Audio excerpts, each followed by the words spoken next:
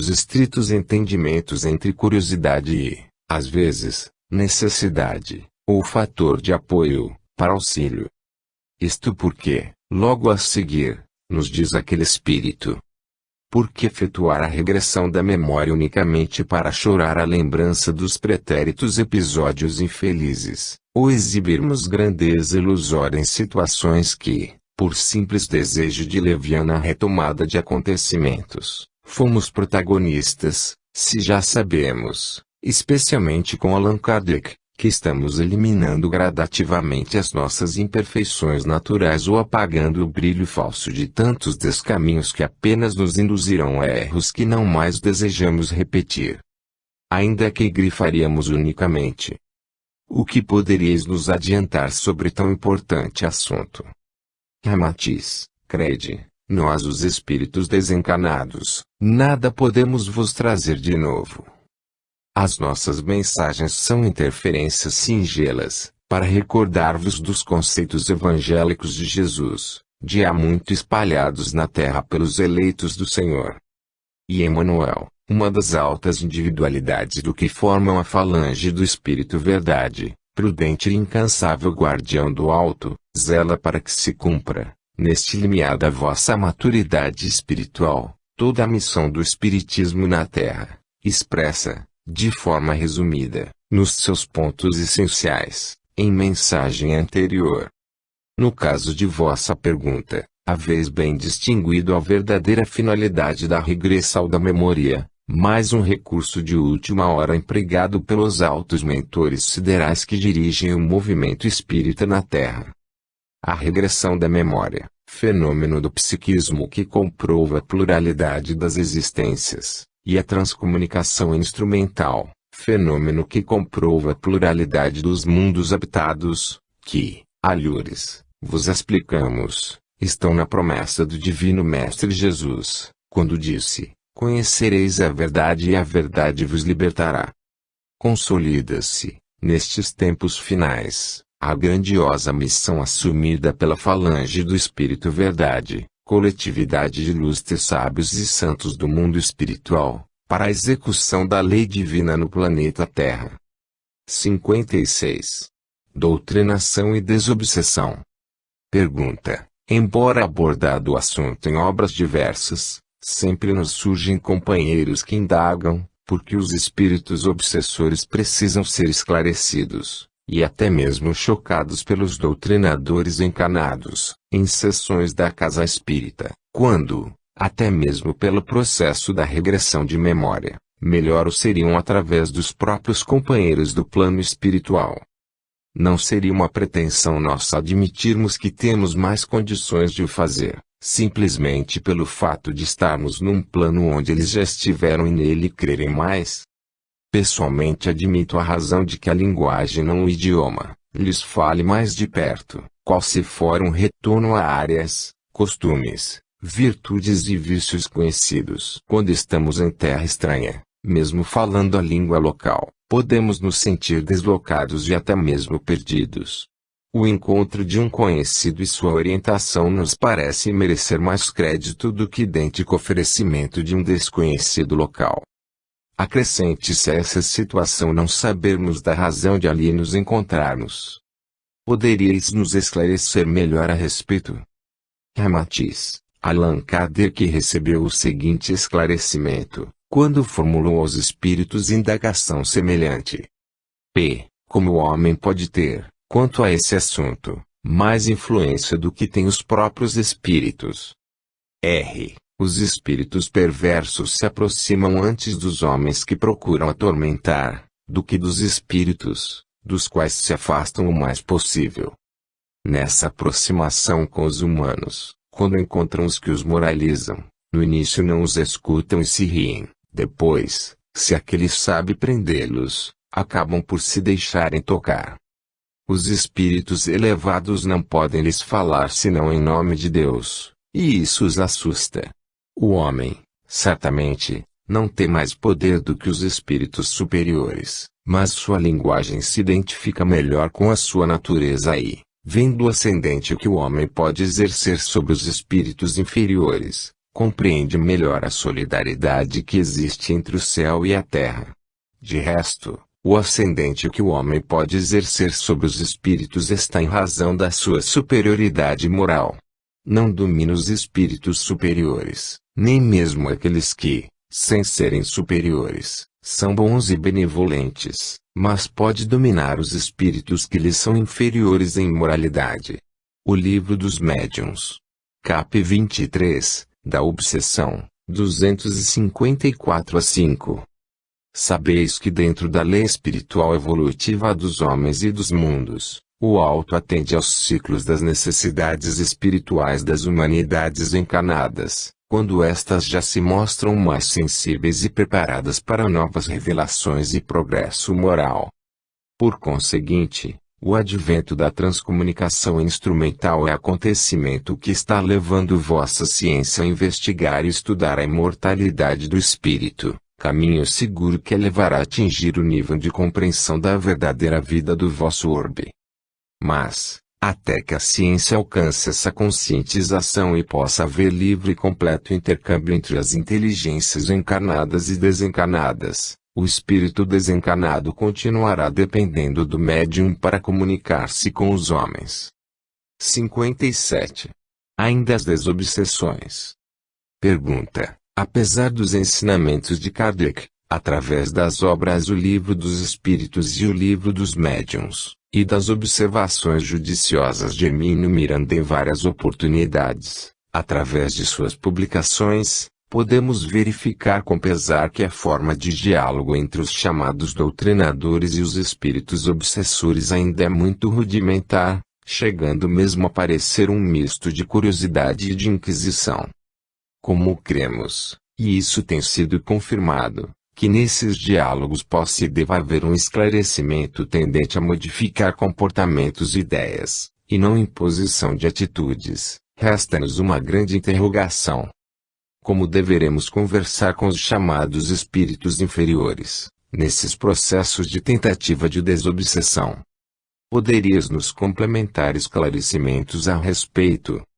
Ramatiz, Allan Kardec, o codificador da doutrina espírita, criou e desenvolveu a prática da desobsessão nos moldes atuais, que enseja a cura através do esclarecimento doutrinário, substituindo todas as práticas esdrúxulas e antifraternas empregadas na antiguidade, quando qualquer desequilíbrio mental era tido como possessão demoníaca.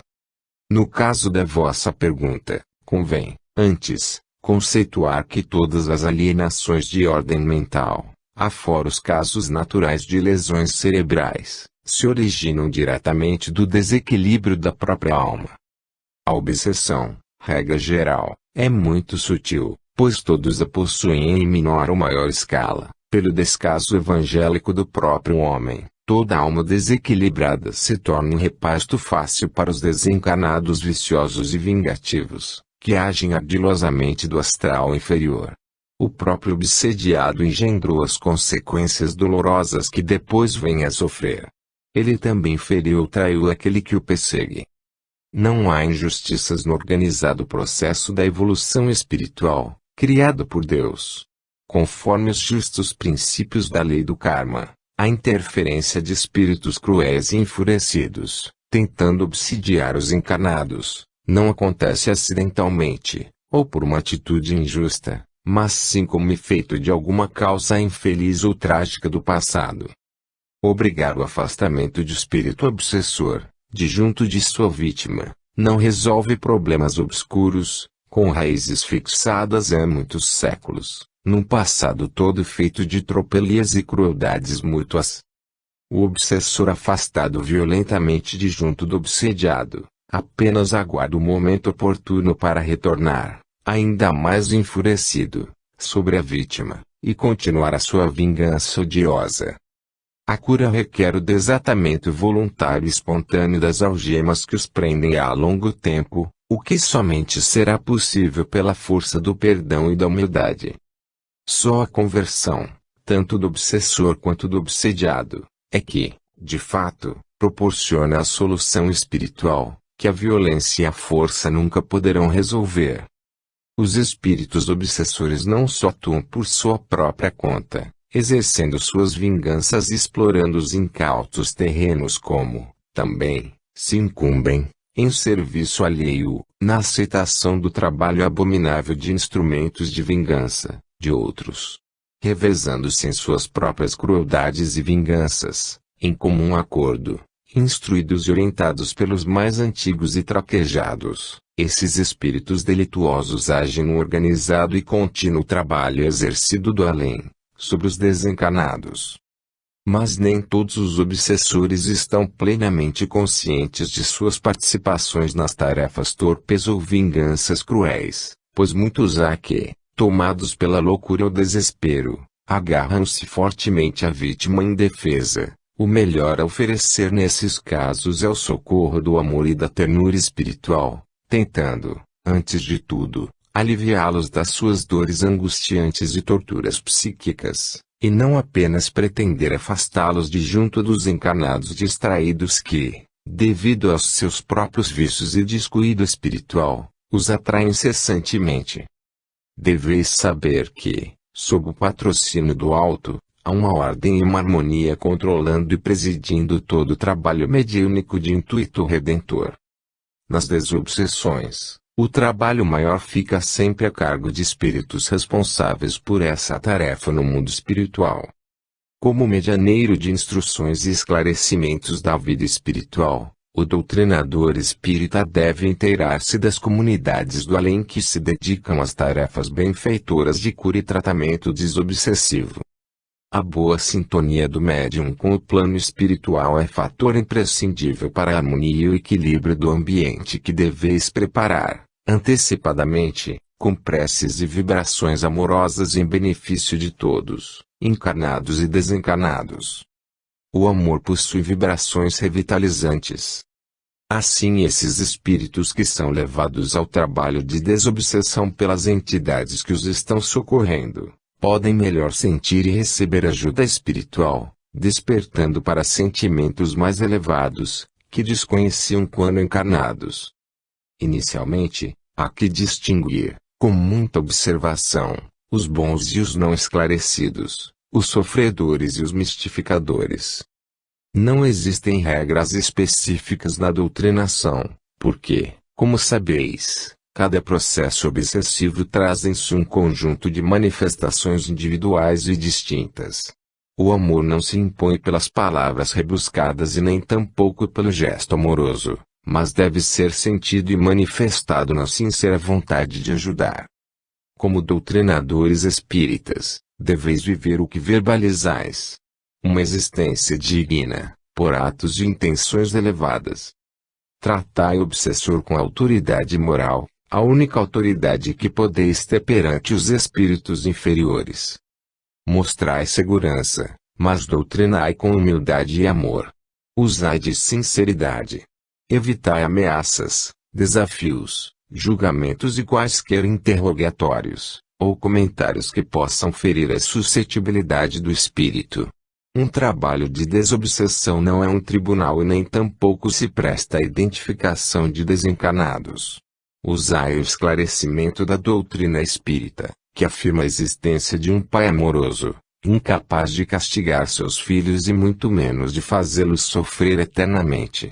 Argumentai assim a verdade, que ajudará o espírito na recuperação das suas forças e esperanças, dando-lhe a certeza de breve libertação do sofrimento de sua culpa. Na realidade, todos vós sofreis mais ou menos a influência de atuações de espíritos desencarnados. Mas não deveis esquecer que existem, também, espíritos bons, em tarefa benfeitora, para todos vós, encarnados, que buscais a vossa reabilitação espiritual. Cuidai, para não descurardes do vosso apuro moral, do estudo superior e do vosso controle emotivo e mental, para que possais vencer desejos inferiores e paixões violentas, se desejais livrar-vos da presença de espíritos inferiores. Confiai. Mas estudai muito, aprofundando vossos conhecimentos da bibliografia espírita. Intermediários dos ensinamentos e diretrizes do mundo espiritual, não podeis prescindir do estudo doutrinário. A doutrinação espírita praticada com plena convicção desses princípios, equilibrada e amorosamente, muito beneficia e modifica a todos, encarnados e desencarnados, que comparecem ao trabalho de desobsessão. 58. Onde ficam os obsessores? Pergunta. Aprendemos, lendo nosso amigo André Luiz, em várias de suas obras, que os recém-desencarnados, em razão de seus débitos, são mantidos em regiões do plano espiritual, amargando suas penas, como foi o seu caso, até que a divina misericórdia lhes permita de lá sair.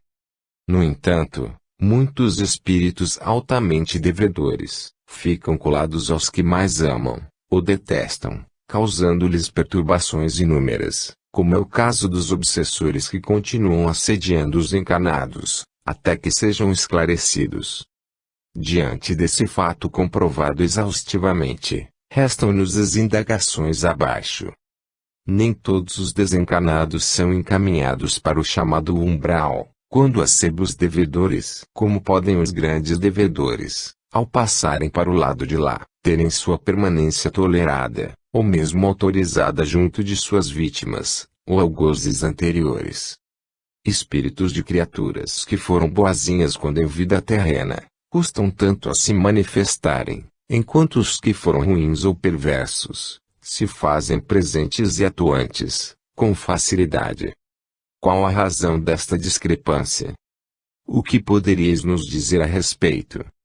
Ramatiz. Antes, reproduzimos a pergunta e a resposta ao mestre Allan Kardec, de O Livro dos Espíritos, pela falange do Espírito da Verdade.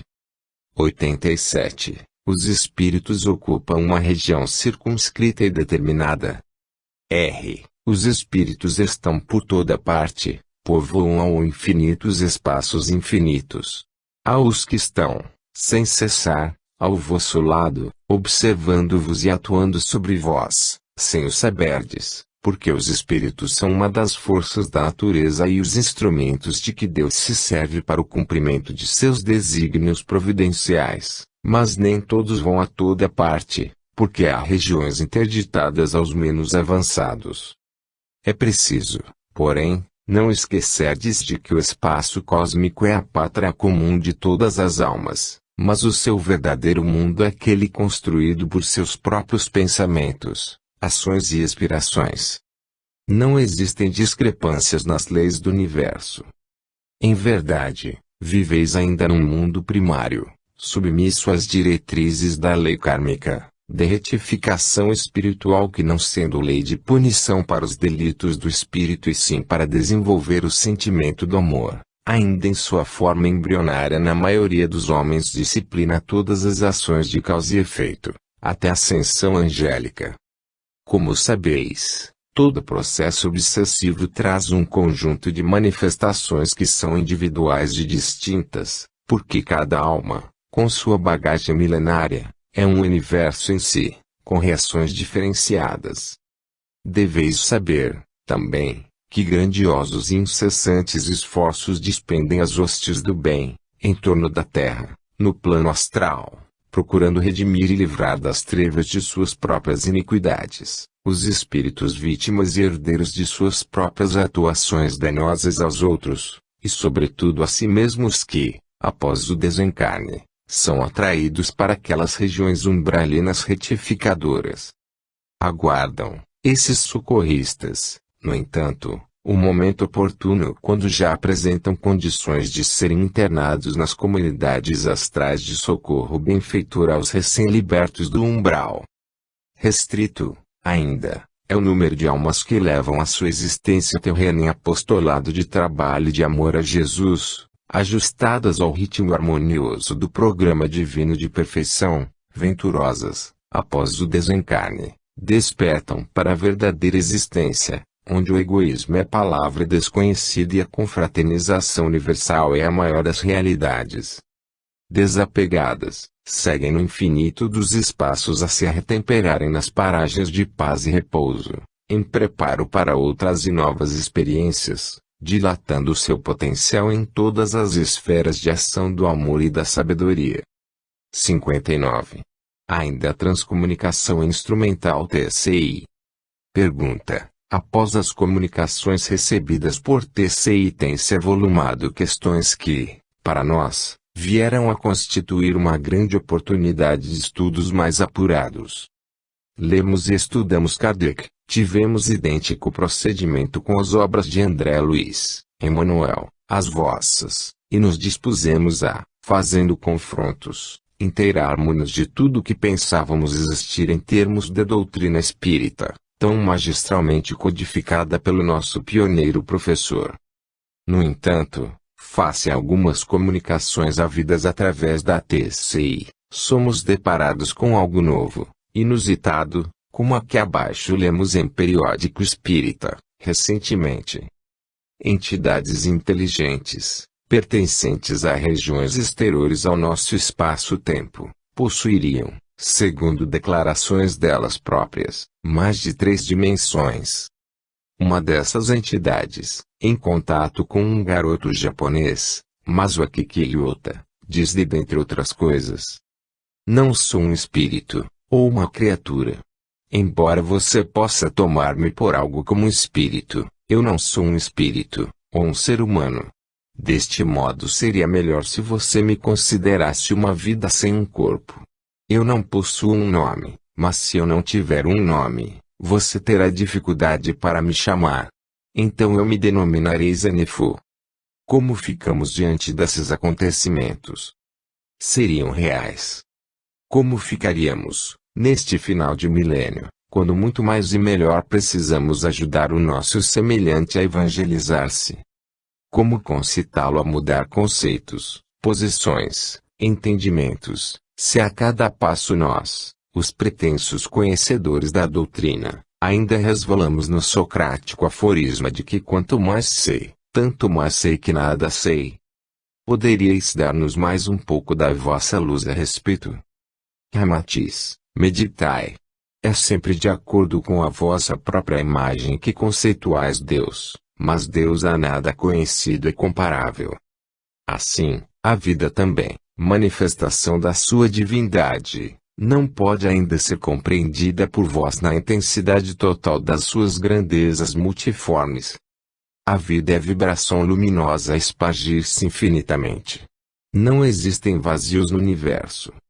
Todas as zonas interplanetárias encontram-se repletas de vida, nas suas multiformes manifestações. Em razão da própria estrutura do olho humano, modelado para permitir irrisória observação do todo da vida, o homem encarnado, na sua maioria, ainda que de posse de instrumentação avançada, apenas alcança diminuta parte do universo. O Supremo Arquiteto plasmou seu pensamento de vida na formação dos mundos e estabeleceu leis que funcionam sempre na intimidade espiritual de toda a sua criação. A Terra, o mundo que habitais, é apenas um ponto no espaço. Patrimônio da criação de todas as coisas, a vida não se circunscreve ao âmbito insignificante do mundo onde ainda viveis, primário e limitado pelas suas formas transitórias. No entanto, celeiro vivo e representativo dos diversos reinos de outros mundos, oferece-vos em toda parte uma visão para que possais analisar e avaliar, nos seus aspectos os mais contraditórios e extremistas, que Deus está vos comprovar a existência de outras condições de vida. Sabedoria integral e eterna do universo, por sua ação com medidas justas em todas as direções, Deus está a demonstrar que não deveis considerar o modelo humano, de tantas limitações, como a única forma para toda a vida planetária. Há muitas moradas na casa de nosso Pai. Neste despontar da aurora de uma nova era, a TCI Transcomunicação Instrumental, é advento muito importante para a evolução da humanidade. O seu desenvolvimento vos proporcionará um amplo entendimento das leis que governam os mundos visíveis e invisíveis, com suas coletividades, seus espaços celestes, suas constelações planetárias e siderais. A investigação científica, com pesquisas acerca dos fenômenos da transcomunicação instrumental, descortina a nova e decisiva fase para a ascensão da humanidade. A ciência, que até agora esteve circunscrita no círculo da vida terrena e do mundo material, já sonda o além, o que, certamente, a levará a atingir o nível de compreensão da verdadeira vida do vosso orbe. Bem sabeis que, para a evolução do espírito, luz e sombra, verdade e erro, estão sempre a associar-se. Ocorre também com a TCI tanto comunicações do mais elevado caráter, quanto grosseiras manifestações, pela interferência de entidades inferiores. Assim, natural é que vos abalem os seus enunciados fenômenos. Mas, habilmente, controla o superior comando o desenvolvimento da transcomunicação instrumental, que programa a manifestação direta nos vossos aparelhos eletrônicos, sem a interferência do encanado, estando previsto que tereis, em futuro próximo, a transcomunicação verbal e visual em vossas moradias terrenas a possibilitar-vos comunicações com aqueles que amais e que já se encontram no mundo espiritual. Chegados são os tempos. A eternidade do espírito e a ascensão em suas inumeráveis moradas, encaminham-se para uma grande realidade. Tranquilizai-vos. Manifesta-se a almejada mudança na condição psíquica humana. Conforme já vos dissemos, aporta a nova geração, composta de espíritos não exclusivamente superiores, mas com sensibilidade espiritual mais desenvolvida, capacitados para acompanhar, fortalecer e cimentar o movimento de regeneração. 60. O umbral. Pergunta: apesar de já termos lido muito a respeito, através de André Luiz, Kardec, e dos mais variados autores, inclusive obras de Vossa Lavra, a chamada região umbralina retificadora ainda desperta em nós uma enorme ânsia de conhecimento. Não eliminamos dúvidas a respeito. Poderia ser ela uma região propriamente dita? Poderia ser uma dimensão atingível através de nossos comportamentos e ideias? Seria um nosso estado interior? Poderia este assunto ser mais esmiuçado a fim de que muitas dúvidas possam ser eliminadas? Temos notado, perdoai-nos, que suas últimas respostas têm sido genéricas, resumidas, nos deixando a impressão de que possam, as nossas perguntas, ser consideradas como inoportunas e até mesmo primárias, face ao acervo já existente a respeito. Com a nossa responsabilidade, diante dos cursos que temos tido a incumbência de organizar e ministrar na seara, somos constantemente indagados, e até mesmo questionados, com colocações de companheiros nossos, que têm, como nós próprios, uma ânsia enorme de aprimorar conhecimentos. Com a franqueza que sempre vos caracterizou, o que poderíeis nos dizer a respeito? Ramatiz, antes deveis saber que, pela vontade superior, que tudo discipline em sua sabedoria pode permitir ou impedir uma revelação, pôde André Luiz vos descerrar o mundo dos espíritos, iniciando seu trabalho com a chamada série André Luiz, profundamente esclarecedora da vida espiritual. Relação ao final. Embora cada espírito seja um mundo à parte, com provas completamente diferentes das de qualquer outro, André Luiz, como brilhante mensageiro da espiritualidade, desvendou-vos o mistério da vida além-túmulo, ao descrever a sua própria experiência pós-morte, no livro Nosso Lar. Detalha André Luiz, naquela obra, com extrema nobreza, o intenso e laborioso movimento socorrista oferecido aos desencarnados pela cidade espiritual Nosso Lar, onde foi amorosamente acolhido e socorrido, construída nas camadas densas do astral mais baixo, o denominado umbral. Nosso Lar está situada nessa faixa vibratória inferior, que circunda o orbe terráqueo, onde estão também muitas outras comunidades espirituais de socorro aos desencarnados. O umbral, formado de imensos abismos, é acervo de todos os fluidos deletérios fortemente doentios, escória dos detritos mentais gerados pela invigilância da humanidade terrena, em perfeita simbiose com os desencarnados que para lá são atraídos. É, também, abrigo repugnante dos resíduos surgidos da metamorfose energética, que acontece de forma natural nos seres e na própria vida do planeta. Ao contrário, e obedecendo a mesma lei vibratória, naturalmente se expandem e se disseminam nas regiões mais altas do astral. Os fluidos límpidos e puros que ali se fixam permanecendo como energia cósmica sublimada. As almas caritativas e sensatas não sofrem no além. Do lado de cá desfrutamos as nossas idealizações terrenas já em condições sublimadas, apoiando-nos em expressões sempre mais elevadas e adequadas à excelência dos ideais superiores que esposamos na vida material. O mesmo não acontece aos delinquentes do vosso orbe. Estarrecedoras, apavorantes e inimagináveis para vós, são as cenas que os esperam no umbral, morada de todo delinquente espiritual. Dantesco é o sofrimento desses espíritos.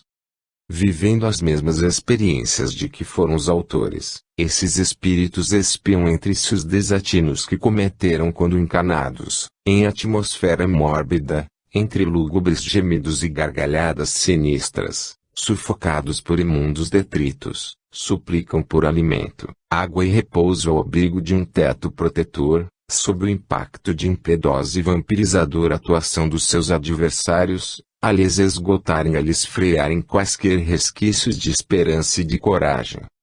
Mas, somente quando deixam transparecer as suas novas disposições para o bem, após haverem exaurido todos os impulsos e a perversidade do seu instinto agressivo, passam então a receber o socorro prestado pelas colônias espirituais venturosas, existentes ao redor da Terra. A lei do amor guia as relações humanas nos dois planos de vida. No entanto, sem passar pela fieira das experiências necessárias, espírito algum conquista elevação ou cultura. É da lei suprema. Todos devem percorrer os mesmos caminhos e sair da inferioridade para o pleno conhecimento, sabedoria e cultura, num trabalho longo e intransferível. E para que possais melhor compreender o assunto, reproduzimos um relato, inserido por Allan Kardec, no livro O Céu e o Inferno. Max, o mendigo. Numa aldeia da Baviera morreu, lá pelo ano de 1850, um velho quase centenário, conhecido pelo nome de Pai Max. Ninguém sabia ao certo a sua origem, pois não tinha família.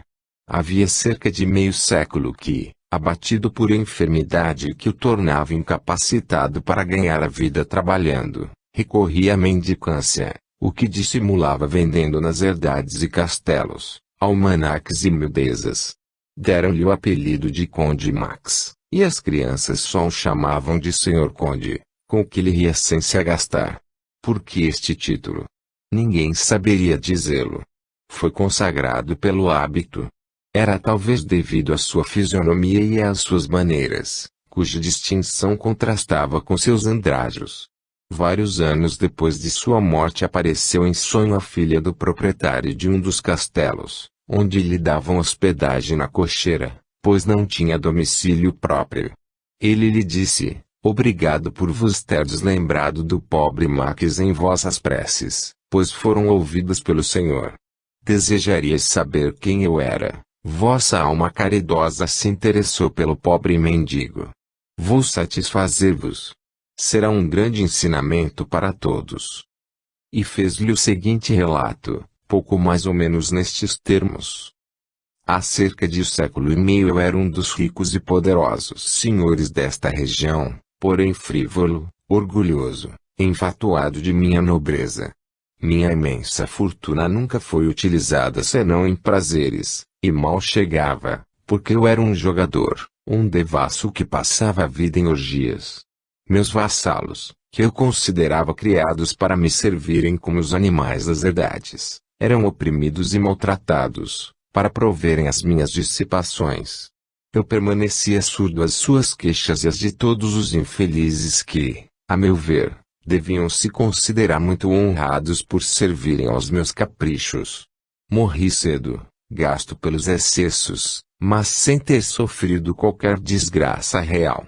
Tudo, ao contrário, parecia sorrir-me, de modo que, aos olhos de todos, era um dos homens felizes do mundo.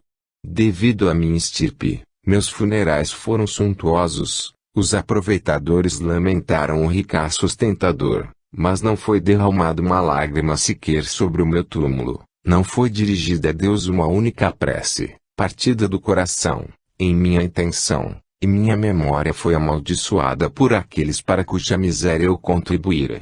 Ah! Como é terrível a maldição dos infelizes por nossa causa! Não cessou de retinir em meus ouvidos, durante longos anos, os quais me pareceram uma eternidade. E, com a morte de cada uma das vítimas, era uma nova figura ameaçadora ou zombeteira que se postava diante de mim e me perseguia sem descanso, sem que eu pudesse encontrar um canto escuro onde me furtasse as suas vistas. Nem um só olhar amigo. Meus antigos companheiros de libertinagem, infelizes como eu, fugiam de mim e pareciam dizer-me desdenhosamente: agora não podes mais pagar nossos prazeres. Ah! Quanto eu não teria pago por um instante de repouso, por um copo d'água para saciar minha sede devoradora. Mas eu nada possuía, e todo o ouro que espalhei na terra mãos cheias, não me propiciava uma só benção, uma única que fosse, compreende, minha filha. Por fim, extenuado de cansaço, esgotado como viajante que, exausto, não vê o termo de sua viagem, exclamei: meu Deus! Tende piedade de mim. Quando terminará esta horrível situação? Então uma voz, a primeira que ouvia desde que deixara a terra, me disse: quando quiseres. O que será preciso fazer, ó meu Deus? Respondi: dizei. Submeter-me-ei a tudo. É necessário que te arrependas, que te humilhes perante aqueles que humilhaste, que lhes rogues intercederem por ti, porque a prece do ofendido, que perdoa, é sempre agradável ao Senhor. Humilhei-me, roguei aos meus vassalos, aos meus servos que lá estavam diante de mim e que cada vez mais benevolentes acabaram por desaparecer. Foi para mim como iniciar vida nova. A esperança tomou lugar do desespero e agradeci a Deus com todas as forças de minha alma. A voz então me disse: príncipe. Ao que respondi: não há que nenhum príncipe a não ser Deus Todo-Poderoso, que humilhe os soberbos. Perdoai-me, Senhor, porque pequei. Fazei-me servo de meus servos, se for de vossa vontade. Alguns anos mais tarde, nasci novamente, desta vez numa família de pobres aldeões. Meus pais morreram quando eu ainda era pequeno, e fiquei só no mundo, desamparado. Ganhei a vida como pude, ora como operário, ora como trabalhador rural, mas sempre honestamente, porque desta vez eu criei em Deus. Aos 40 anos, tive uma doença que me deixou os membros paralíticos, e fui obrigado a mendigar durante mais de 50 anos, nas mesmas terras onde fora senhor absoluto, a receber um pedaço de pão nas herdades de que fora proprietário, e onde, por amarga irrisão, me alcunharam de senhor conde. Feliz muitas vezes quando me davam abrigo nas cocheiras do castelo que havia sido meu.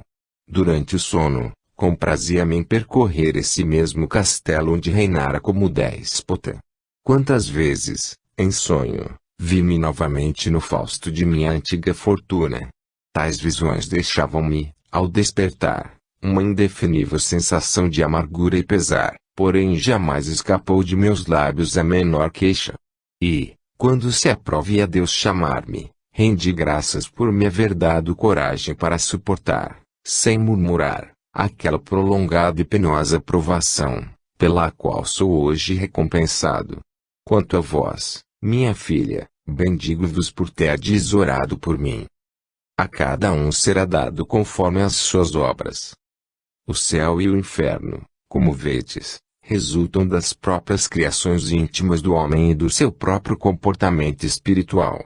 O homem é o responsável exclusivo de sua ventura ou de sua desventura. Quanto à segunda parte da vossa pergunta e na sequência da vossa questão, mister se faz que recordemos aqui, por oportuno e compreendendo a vossa preocupação, o que alhures vos transmitimos no assunto a denominação da série. Como já vos afiançamos, irmão, o trabalho para o qual fostes convidado já está todo delineado, sim, mas este vosso irmão se inclina mais por esta forma de perguntas e respostas, seguindo o mesmo processo já existente para as obras transmitidas através de outros médiuns.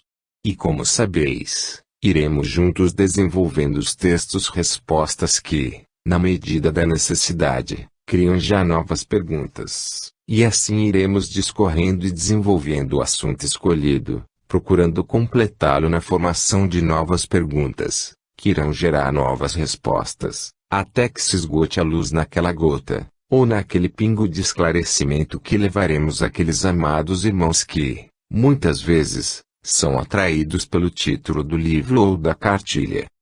Apenas consideramos que deveis manter a palavra luz, que por si só já é muito significativo e forma a imagem ideal do que seja esclarecimento. Os espíritos também têm sua marca de identificação e para nós, da Fraternidade Ramatiz, encontramos nesta forma de perguntas e respostas um jeito ideal de levar um pouco do nosso amor a todos vós que nos distinguis com a vossa atenção. Não deveis vos preocupar quanto aos temas a serem desenvolvidos. Colocai-vos em sintonia com estes vossos amigos espirituais, como tendes feito até agora, e deixai que a intuição vos leve ao assunto, e nós vos guiaremos. Confiai. Nota de Ramatiz. Igualmente, atendendo aos desígnios do alto, a médium Ligorina Cunha apresentou-vos no livro Cidade no Além, um trabalho que mereceu a colaboração dedicada dos espíritos André Luiz e Lúcius, e, ainda, do incansável medianeiro do bem Francisco Cândido Xavier, dando continuidade às informações acerca da cidade espiritual Nosso Lar, que André Luiz vos legou na sua função de repórter do além, oferecendo-vos, também, o plano piloto, desenho detalhado e pormenorizado de Nosso Lar, com informações outras, muito valiosas para o vosso conhecimento e estudo. 61. Ainda o umbral. Pergunta: o caso Max, o mendigo, dado como exemplo da lei de causa e efeito, já nosso conhecido pela leitura das obras de Kardec, conquanto elucidativo sobre o efeito, não aclara o ponto de nossas dúvidas. Assim, vos fazemos, ainda acerca do umbral, esta longa indagação. Pela incidência na prática do mal, espíritos inferiores, ao passarem para o plano espiritual, após o desencarne, podem desembocar no umbral, onde sofrerão as consequências dos seus desatinos. Lemos e acompanhamos André Luiz, desde os primórdios de sua chegada ao chamado umbral, até o seu acolhimento em Nosso Lar e as suas jornadas de estudo, posteriores, demandando as trevas, com as experiências desenvolvidas junto ao Gregório, na obra Libertação. Sabemos, pelas leituras inúmeras, das substâncias componentes do acervo de todos os fluidos deletérios fortemente doentes, escória dos detritos mentais gerados pela invigilância terrena, em perfeita simbiose com os desencarnados que para lá são atraídos. O destaque é nosso, de uma explicação vossa. Comparando casos e situações é que ficamos naquela situação exposta em nossa pergunta anterior.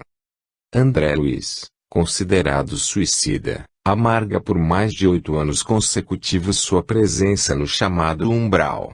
No entanto, acompanhando escritos vários, dos mais destacados autores espirituais e conceituados médiuns, podemos saber da ação de inúmeros espíritos obsessores, presentes e atuantes sobre um número incontável de obsidiados.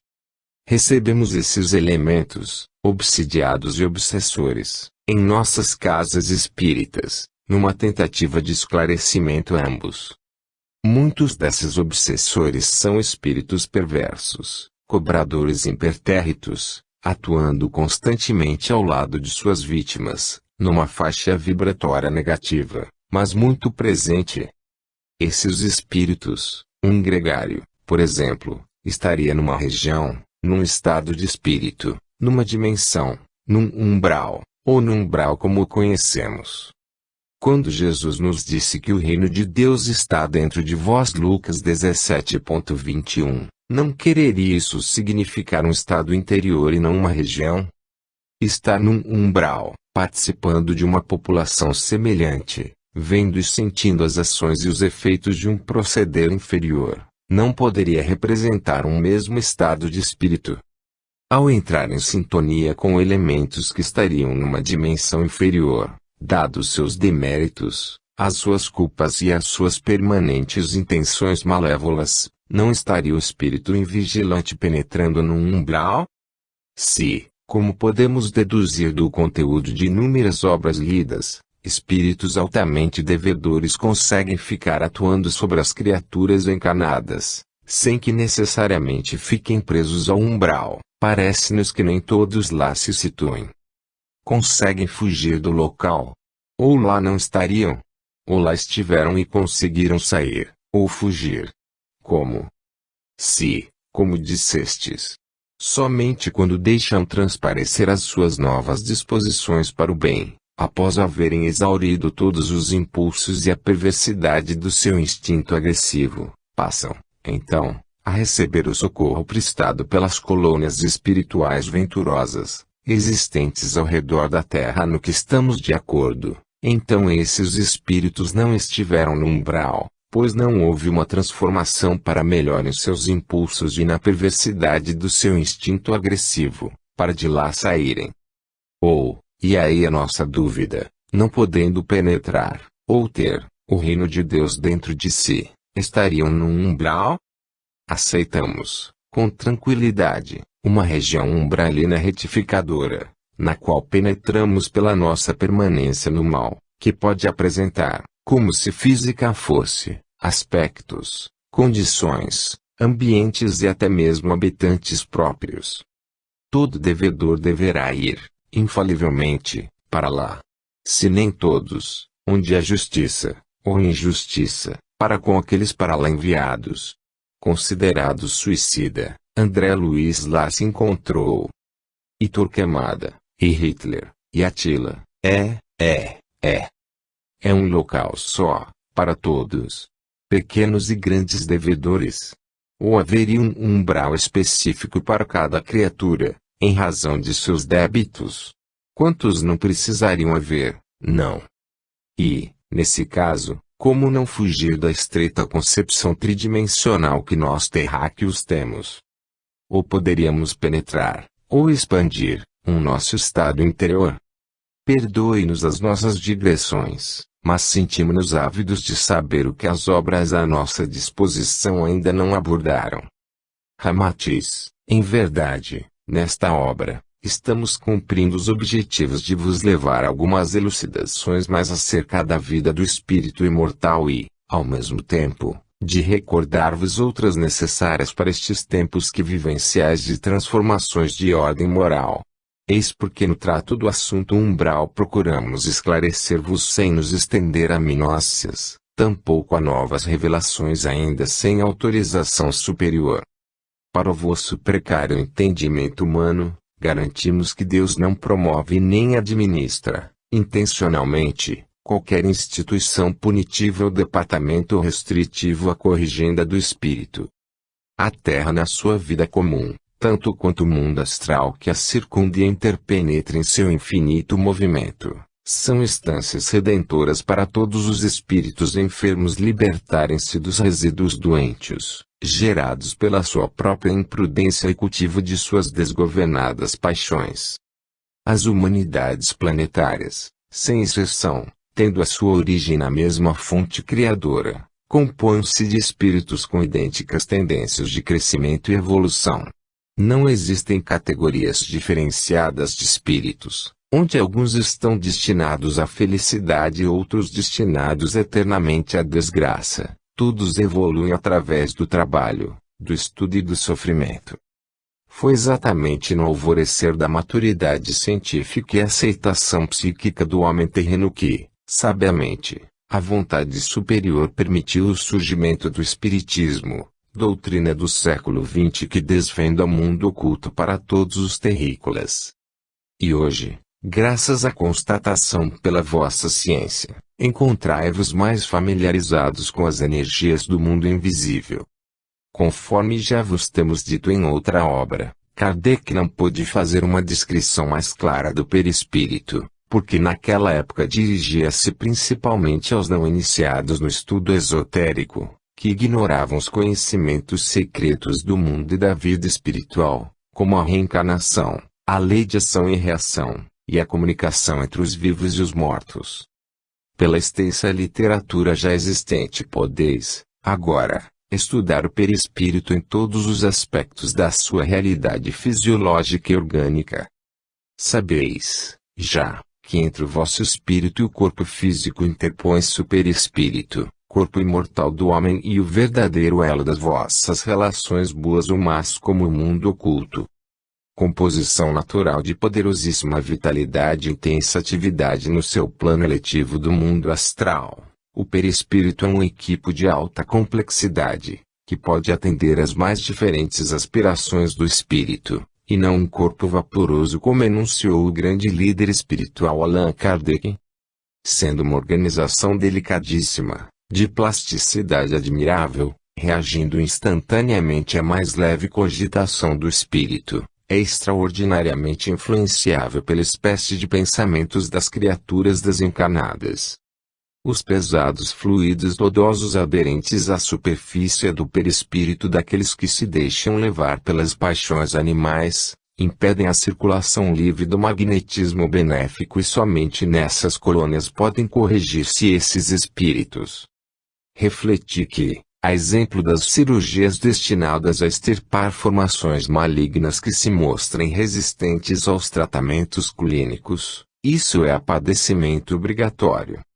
Impossível seria a transformação desses espíritos entre as vibrações sutilíssimas das esferas superiores.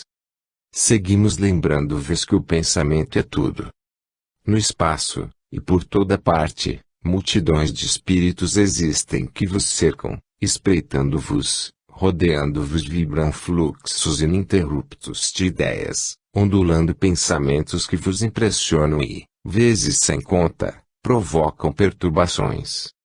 Embora o espírito desencarnado possa usufruir das energias e dos socorros que lhe chegam do exterior, o seu verdadeiro mundo é o produto exato dos seus pensamentos, sentimentos e desejos. É sempre pelas afinidades de suas tendências individuais que os homens estabelecem contato com os companheiros do umbral. Mas, ao contrário, há uma realidade muito evidente e de fácil constatação: o hábito do bem e a integração definitiva do homem nos preceitos evangélicos de Jesus, fazem despertar as forças criadoras da alma e a imunizam contra quaisquer ataques perversos das forças do mal. Recordemos agora duas situações elucidativas de espíritos desencarnados e citadas nos livros da série André Luiz. Primeiramente a situação de Gregório, entidade que haveis mencionado alhures e personagem do livro Libertação, quando sua mãe, Matilde, habitante das esferas superiores, diz, no início do episódio de grande expressão do amor maternal, que levaria aquele espírito a seguir um caminho novo ao encontro da sua renovação redentora. Irmão Gúbio, agradeço-te o concurso dadivoso. Creio haver chegado, efetivamente, o instante de aceitar-te a ajuda fraterna, em favor da libertação de meu infortunado Gregório. Espero, há séculos, pela renovação e penitência dele. Impressionado pelos imensos recursos do poder, no passado distante, cometeu hediondos crimes da inteligência. Internado em perigosa organização de transviados morais, especializou-se, depois da morte, em oprimir ignorantes e infelizes. Pelo endurecimento do coração, conquistou a confiança de gênios cruéis, desempenhando presentemente detestável função de grande sacerdote em mistérios escuros. Chefia condenável falange de centenas de outros espíritos desditosos, cristalizados no mal, e que lhe obedecem com deplorável cegueira e quase absoluta fidelidade. Agravou o passivo de suas dívidas clamorosas, trazidas da insânia terrestre, e vem sendo instrumento infeliz nas mãos de inimigos do bem, poderosos e ingratos. Há 50 anos, porém, já consigo aproximar-me dele, mentalmente. Recalcitrante e duro, a princípio, Gregório agora experimenta algum tédio, o que constitui uma bênção nos corações infiéis ao Senhor. Já lhe surpreendo no espírito rudimentos de necessária transformação. Ainda não chora sob o guante do arrependimento benéfico e parece-me longe do remorso salvador. Entretanto, já duvida da vitória do mal e abriga interrogações na mente envelhecida. Não é tão severo no comando dos espíritos desventurados que lhe seguem as determinações e o colapso de sua resistência não me parece remoto.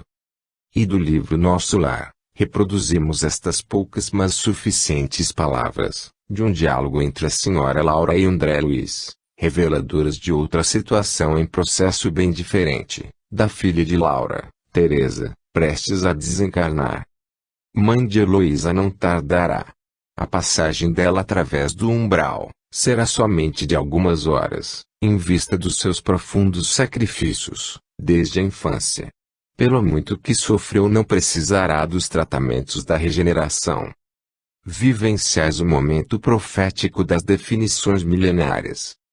Observai que surge à tona o conteúdo maligno do espírito, excitado pelo magnetismo primário do planeta inferior. Essas criaturas movidas em seu psiquismo inferior, manifestando a sua completa irresponsabilidade, rompem as regras convencionais da moral humana e, lançando-se a todo gênero de insensatez, espalham a corrupção, exploram, tiranizam, cometem roubos, assaltos, sequestros organizados, assassinatos, etc. Jesus, quando afiança que os bons sentar-se-ão à sua direita e os maus à sua esquerda, estava aludindo o sublime Nazareno apenas às condições íntimas de paz ou de desespero das almas, sempre em perfeita conformidade com o meio em que irão viver para reiniciar o seu aprendizado, retificando todos os desvios perigosos para sua felicidade. Não deveis ignorar que através do fenômeno da subtração magnética gradativa, que vem se processando na sua característica própria, partindo do astro inferior, vai revelando a faixa vibratória de cada alma na sua afinidade maior ou menor com as condições primitivas da vida lá existente.